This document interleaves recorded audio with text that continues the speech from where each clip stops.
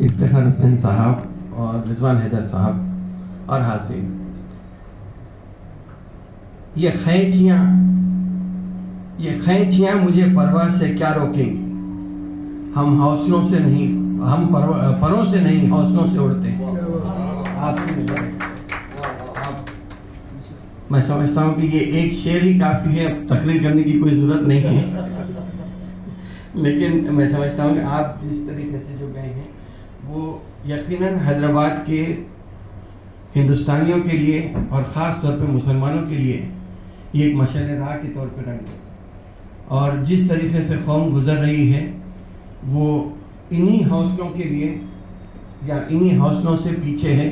اگر وہ حوصلہ ہمارے میں آ جائے گا پوری قوم میں، تو میں سمجھتا ہوں کہ ہم ترقی کر سکتے ہیں، ایسی ہی ترقی کر سکتے ہیں جیسا آپ حیدرآباد سے اڑ کے امریکہ گئے ہیں اور امریکہ سے واپس آ کے اب ایک پوری دنیا میں اپنا نام کر رہے ہیں۔ ویسے آپ کے حالات، یا دو سال کی عمر میں آپ کو پولیو کی شکایت ہونا، 12 سال کے بعد آپ اسکول میں داخلہ لینا، آج اگر دیکھیں گے تو مسلمانوں کی بھی حالات کچھ ایسی ہی ہیں، لیکن صرف وہ حوصلے کی ضرورت ہے، اور وہ حوصلہ پیدا کرنے کے لیے میں سمجھتا ہوں کہ ہر ایک کو کمر بستہ ہونا پڑے گا۔ جیسا حذیفہ کو آپ نے $4000 کی امداد دی ہے، اور ویسے پاکستان کی بھی ایک مثال دی ہے آپ، اور جو ریٹس کی جو بیماری کی بات کری ہیں،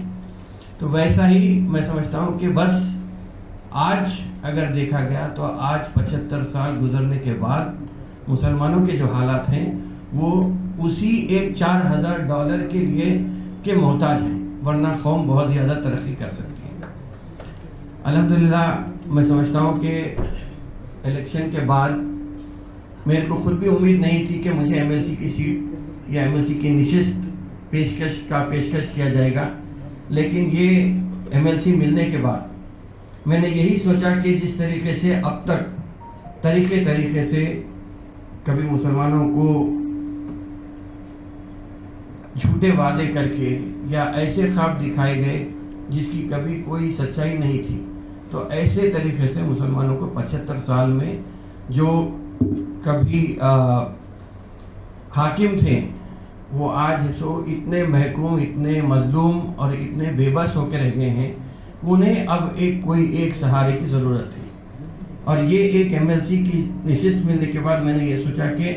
ایک موقع ہے اللہ کی طرف سے دیا گیا،